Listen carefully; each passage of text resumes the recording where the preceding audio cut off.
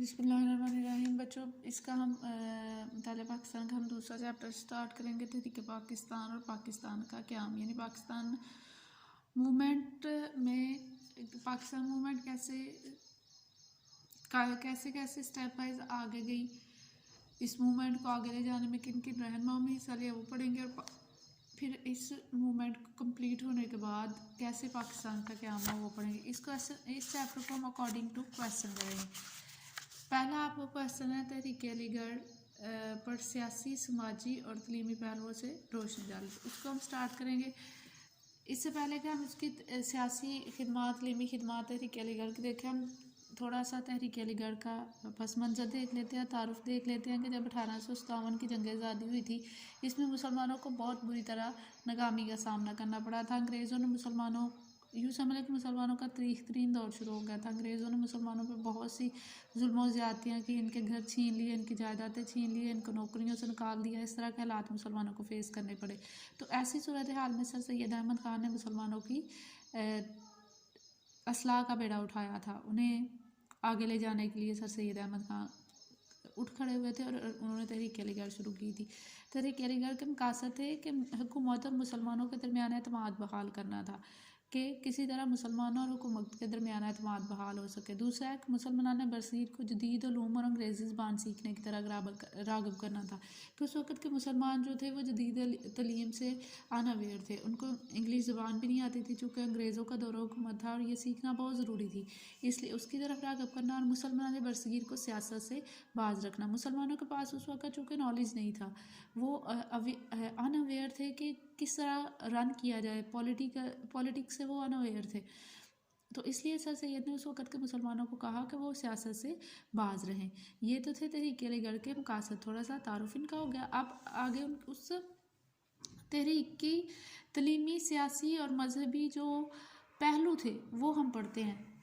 تو سر سید احمد خان 17 اکتوبر 1817 کو دلی میں پیدا ہوئے تھے۔ آپ نے مسلمانوں کی تعلیمی، سیاسی اور مذہبی ترقی کے لیے کام کیا تھا، کہ ان کو اس بات کا اندازہ تھا کہ مسلمان تعلیم کے بغیر نہیں رہ سکتے۔ یہ ہیں تحریک علی گڑھ کے تعلیمی مقاصد ہے، تعلیمی پہلو ہے، کہ 1859 میں آپ نے مراد آباد میں ایک اسکول قائم کیا تھا۔ 1863 میں آپ نے غازی پور میں سائنٹیفک سوسائٹی کی بنیاد رکھی تھی۔ یہ وہ ادارے تھے جو مسلمانوں کی تعلیم میں آگے لے کے جا رہے تھے۔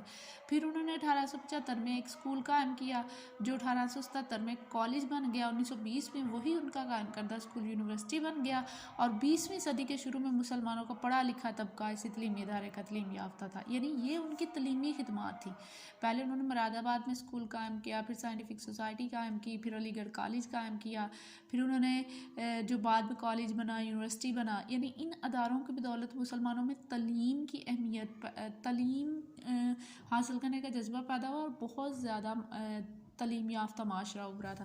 دوسرا انہوں نے ایک رسالہ جاری کیا، رسالہ اسباب بغاوت ہند بھی سر سید احمد خان کی ایک اہم سیاسی، یہ اب سیاسی خدمت، اوپر والی تعلیمی خدمات تھی، یہ سیاسی خدمات ہے، کہ انہوں نے رسالہ اسباب بغاوت ہند بھی سر سید کی سیاسی خدمت تھی۔ اس رسالے میں آپ نے کیا لکھا تھا؟ اس رسالے کا موضوع تھا کہ 1857 کی جنگ آزادی کے حقیقی اسباب سے انگریز حکومت کو آگاہ کرنا تھا۔ یعنی ہندوؤں نے انگریزوں کے، یوں کہہ لیں کہ مطلب ہندوؤں نے انگریزوں کے مسلمانوں کے خلاف انگریزوں کو بھر دیا تھا، تو انگریز جو ہے وہ ہر چیز کا ذمہ دار مسلمان کو سمجھنے لگ گئے تھے۔